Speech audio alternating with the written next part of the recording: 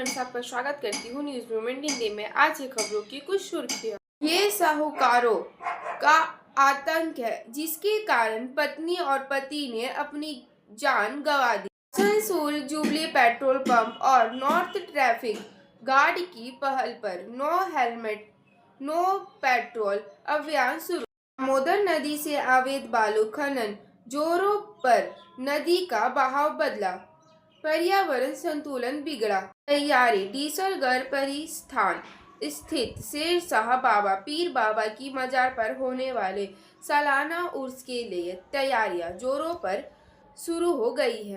ISP के conference hall में औद्योगिक विकास और स्थिरता की भूमिका पर सुरक्षा जागरूकता बैठक। अन्य खबरों के लिए हमारे साथ बने रहें। Start shipping with e-com delivery. For PIN code franchise courier contact.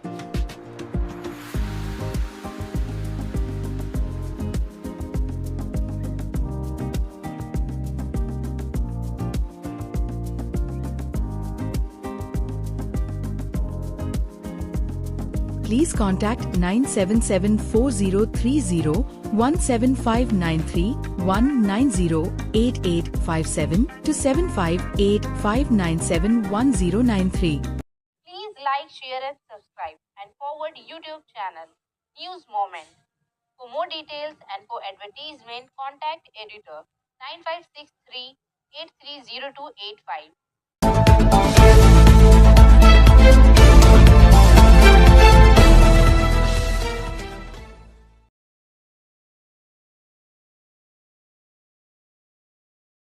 नियुक्ति घोटाले में नया खुलासा। 72.59 की रिकॉर्डिंग में अभिषेक बनर्जी का नाम 73 बार आया।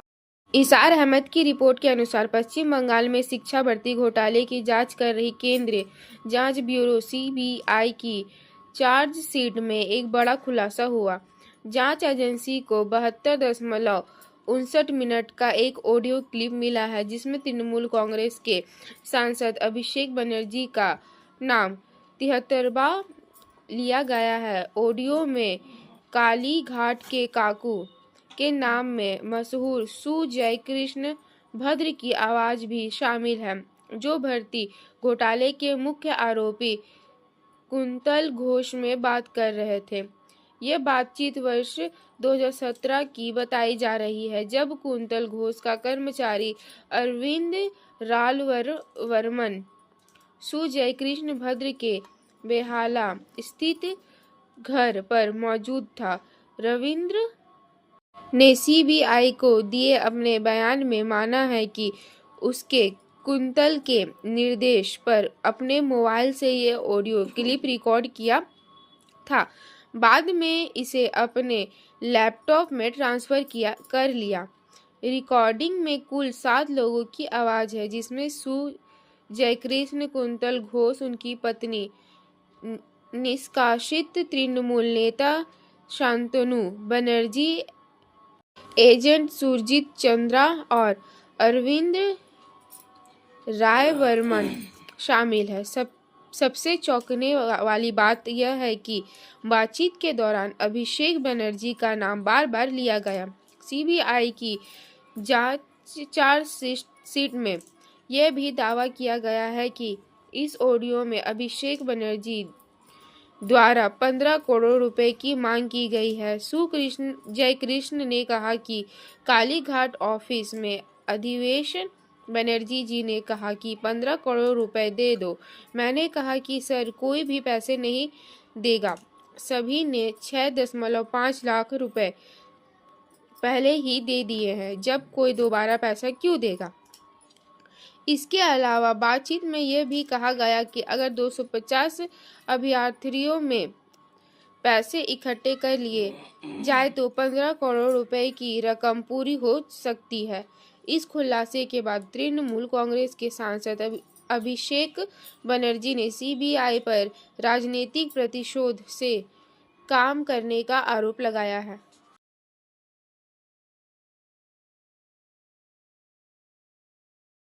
आईएसपी के कॉन्फ्रेंस हॉल में औद्योगिक विकास और स्थिरता की भूमिका पर सुरक्षा जागरूकता बैठक।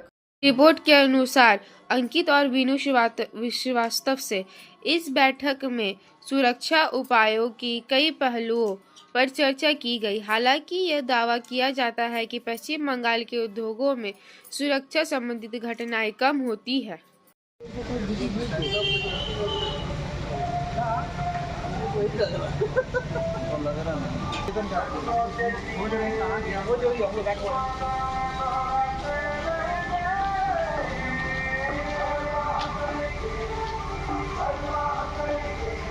ভাবে করতে হবে।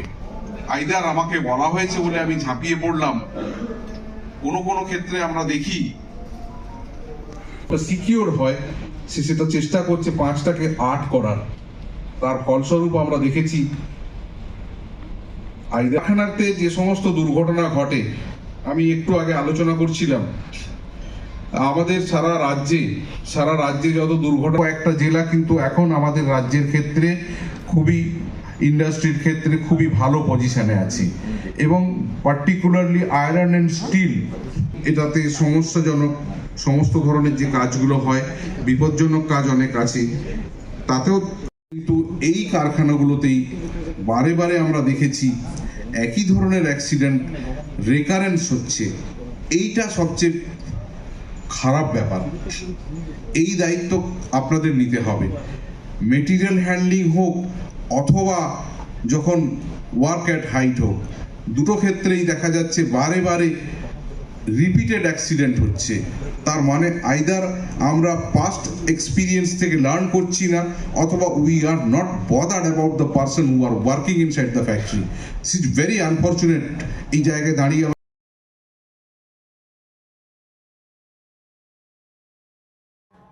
RTPS भूमि लूजर्स एसोसिएशन ने अब पुरुलिया जिले के रघुनाथपुर स्थित DVC थर्मल पावर प्लांट के बाहर प्रदर्शन किया।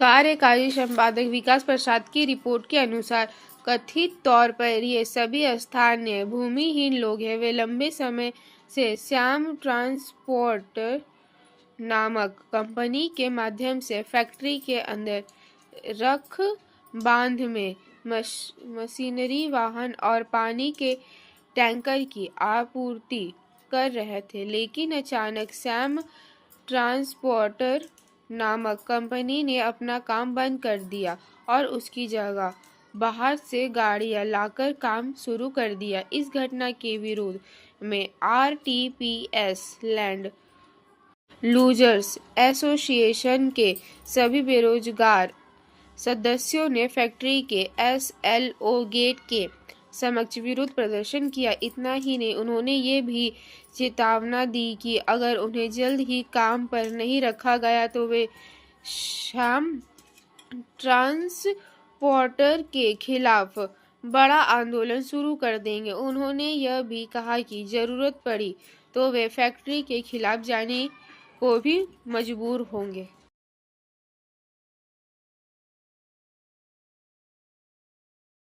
तैयारी। डीसलगढ़ परिस्थान स्थित शेर शाह बाबा पीर बाबा की मजार पर होने वाले सालाना उर्स के लिए तैयारियां जोरों पर शुरू हो गई है।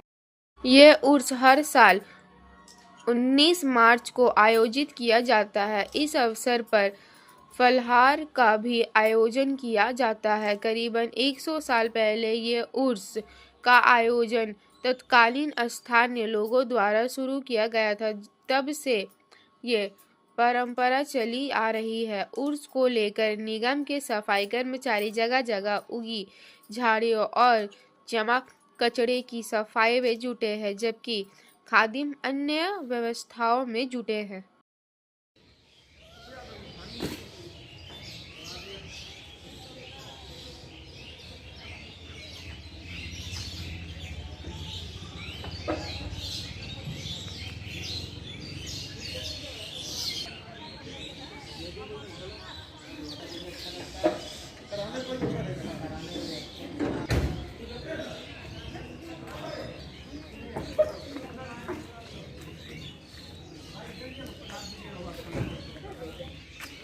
ठीक है। हाँ, तो आप याद रखिएगा वो वाला हकीकत हाँ समझ गए ना?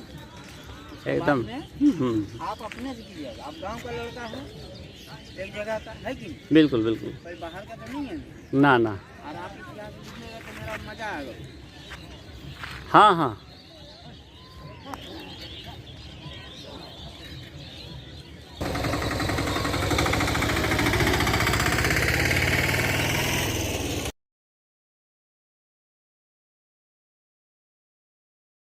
पूर्वी रेलवे के आसनसोल मंडल ने सप्ताह भर चलने वाली कार्यक्रमों के साथ अंतर्राष्ट्रीय महिला दिवस 2025 मनाया।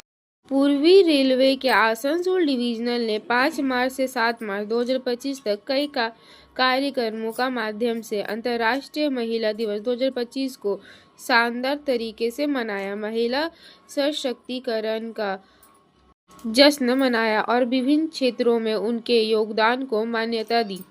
समारोह का मुख्य आकर्षण 7 मार्च 2025 को विवेकानंद इंस्टीट्यूट आसनसोल में आयोजित एक सम्मान समारोह था, जहां आसनसोल के divisional railway manager Shri Chetananand Singh ने अन्य गणमान्य व्यक्तियों और शाखा अधिकारियों के साथ विभिन्न विभागों की महिला कर्मचारियों को उनके उत्कृष्ट प्रदर्शन के लिए सम्मानित किया। कार्यस्थल पर उनके समर्पण और उत्कृष्ट के लिए प्रशंसा के प्रतीक के रूप में पुरस्कार प्रदान किया गया। समारोह के हिस्से के रूप में 5 मार्च 2025 को एक नए सम्मेलन कक्ष DRM कार्यालय आसनसोल में महिला कर्मचारियों के लिए एक परीक्षण का कार्यक्रम आयोजन किया गया था। श्रम मंत्रालय के एक विशेषज्ञ शिक्षा अधिकारी को सत्र आयोजित करने के लिए आमंत्रित किया गया था, जिसमें तनाव प्रबंधक, बौद्धिक प्रदर्शन और भावनात्मक कल्याण पर ध्यान केंद्रित किया गया था। कार्यक्रम में कार्यस्थल पर ध्यान और उत्पादकता बढ़ाने के लिए एक ध्यान प्रशिक्षण सत्र भी शामिल था। आसनसोल डिवीजनल की महिला कर्मचारी के उत्साहपूर्वक भाग लिया और सकारात्मक प्रतिक्रिया मिली। इसके अतिरिक्त 6 मार्च 2025 को आसनसोल के DRM कार्यालय के नए सम्मेलन कक्ष में एक स्वास्थ्य जांच शिविर का आयोजन किया गया, जिससे लगभग 80 महिला कर्मचारियों को लाभ मिला। 7 मार्च 2025 को आसनसोल के विवेकानंद स्थान में एक कविता पाठ प्रतियोगिता और अग्नि रहित खाना पकाने की प्रतियोगिता आयोजित की गई, जिसने समारोह में एक रचनात्मक स्पर्श जोड़ा। इस अवसर को रेलवे कर्मचारी द्वारा प्रस्तुत सांस्कृतिक कार्यक्रम द्वारा और भी जीवंत बना दिया गया, जिसमें महिलाओं के योगदान के लिए उनके समर्थन और प्रशंसा को दर्शाया गया।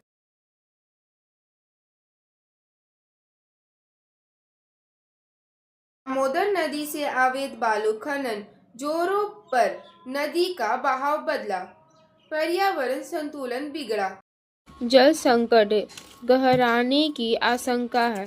विशेषज्ञों के अनुसार दामोदर नदी से अवैध बालू खनन के कारण नदी की गहराई कम हो रही है, जिससे नदी का प्रवाह बदल रहा है और जल स्तर गिर रहा है, जिससे नदी के कटाव और भूस्खलन का खतरा बढ़ रहा है।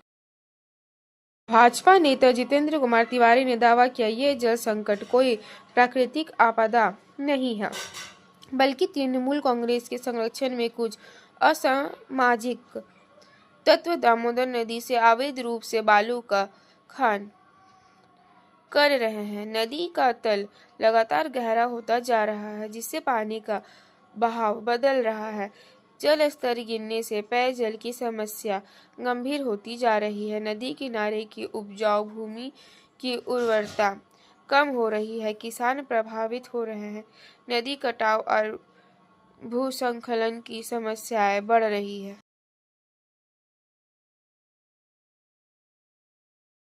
होली के त्यौहार पर रेलवे का तोहफा, एक और होली स्पेशल। आगामी त्यौहार के दौरान यात्रियों की अपेक्षित भीड़ को कम करने के लिए रेलवे ने एक और त्यौहार स्पेशल ट्रेन चलाने का फैसला किया है। इस समस्या को कम करने और यात्रियों के लिए परेशानी मुक्त यात्रा सुनिश्चित कराने के लिए पोदनूर और बरौनी जंक्शन के बीच विशेष ट्रेन चलाई जाएगी। ये विशेष ट्रेन त्यौहार के दौरान यात्रियों की अतिरिक्त भीड़ को समायोजित करने के लिए अतिरिक्त क्षमता और लचीलापन प्रदान करेगी। 06:55 Podanur Barauni junction hall special 8/3/2025 और 15/3/2025 को 2 ट्रिप पोदनूर से 11:45 बजे रवाना होकर तीसरे दिन 14:30 बजे बरौनी जंक्शन पहुंचेगी और 06:05 Barauni junction Podanur hall special 11/3/2025 और 18/3/2025 को 2 ट्रिप बरौनी जंक्शन से 23:45 में रवाना होकर चौथे दिन 3:45 बजे पोदनूर पहुंचेगी। ये विशेष रेलगाड़ी मार्ग में दोनों दिशाओं में पूर्वी रेलवे क्षेत्र अधिकार के आसनसोल मंडल के बराकर, चितरंजन, मधुपुर और जैसीडीह स्टेशनों पर रुकेगी। इस ट्रेन में सामान्य, द्वितीय श्रेणी और शयनयान श्रेणी का व्यवस्था होगा।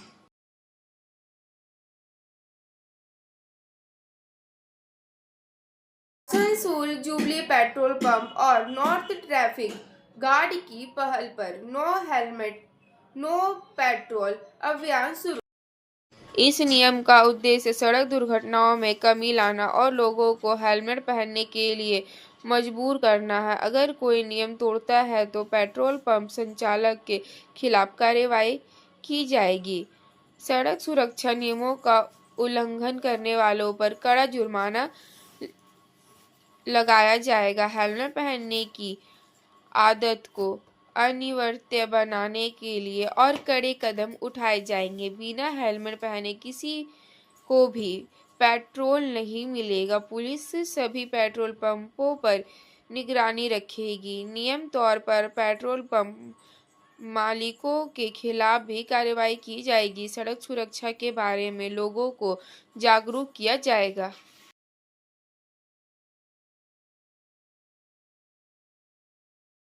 आसनसोल में CMOH कार्यालय में आशा कार्यकर्ताओं ने किया परीक्षण, 15,000 रुपए वेतन समेत कई मांग। आशा पश्चिम बर्धमान जिले के कार्यकर्ताओं ने आसनसोल के कल्याणपुर में पश्चिम बर्धमान जिला मुख्य स्वास्थ्य अधिकारी या CMOH कार्यालय में अपनी मांगों के समर्थन में विरोध प्रदर्शन किया, जिसमें न्यूनतम वेतन 15,000 टका, स्वास्थ्य क्षेत्र में अलावा अन्य नौकरियों के लिए अतिरिक्त भत्ते का प्रावधान शामिल है। AIUTUC से संबंध पश्चिम बंगाल आशा कर्मी संघ द्वारा बुलाए गए इस आंदोलन में CMOH को एक ज्ञापन सौंपा गया है। इस संदर्भ में संगठन के नेता उषा आचार्य ने कहा कि आशा कार्यकर्ता स्वास्थ्य क्षेत्र के लिए काम करती है, लेकिन उन्हें बहुत कम वेतन मिलता है, जिसके कारण उन्हें आर्थिक समस्याओं का सामना करना पड़ता है। आशा कार्यकर्ताओं का कहना है कि उन्हें न्यूनतम 15,000 रुपये वेतन दिया जाना चाहिए, सप्ताह में 1 दिन की छुट्टी दी जानी चाहिए और भविष्य निधि तथा ESI का प्रबंधन किया जाना चाहिए। इसके साथ ही आशा कार्यकर्ताओं के साथ सम्मानपूर्वक व्यवहार किया जाना चाहिए।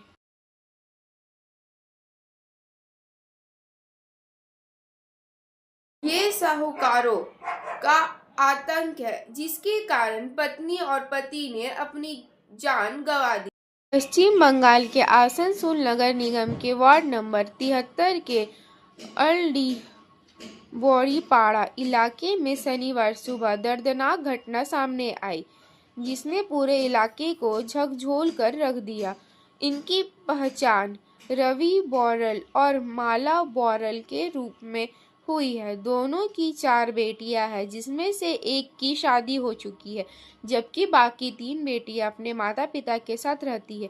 शनिवार सुबह जब पड़ोसियों ने उसके घर से कोई हलचल नहीं देखी तो उन्होंने दरवाज़ा खटखटाया, लेकिन कोई जवाब नहीं मिला। शक होने पर दरवाज़ा तोड़ा गया।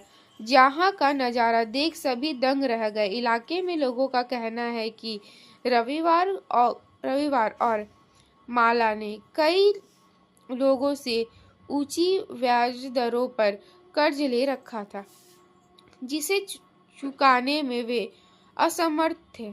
हर दिन अलग अलग लोग उसके घर पैसा लेने आते थे, जिससे उसका मानसिक तनाव बढ़ता जा रहा था। दोनों के बीच अक्सर पैसों के मुद्दे पर झगड़ा होता था, लेकिन किसी ने नहीं सोचा था कि ये झगड़ा इतना भयानक मोड़ ले लेगा। इस घटना ने न केवल एक परिवार को तबाह कर दिया, बल्कि 3 मासूम बेटियों को अनाथ भी बना दिया। पूरे इलाके में गम का माहौल है। जांच जारी है। समय है मोमेंट के SMS का। अपना लक्ष्य जीतना सबसे कठिन जीत नहीं है, लेकिन उस लक्ष्य को पाने के लिए अपना धैर्य जीतना सबसे कठिन है। कृपया हमारे चैनल को लाइक, शेयर और सब्सक्राइब करें और विज्ञापनों और अन्य पन्नों के लिए संपर्क करें 9563830285 और 0341355180 पर।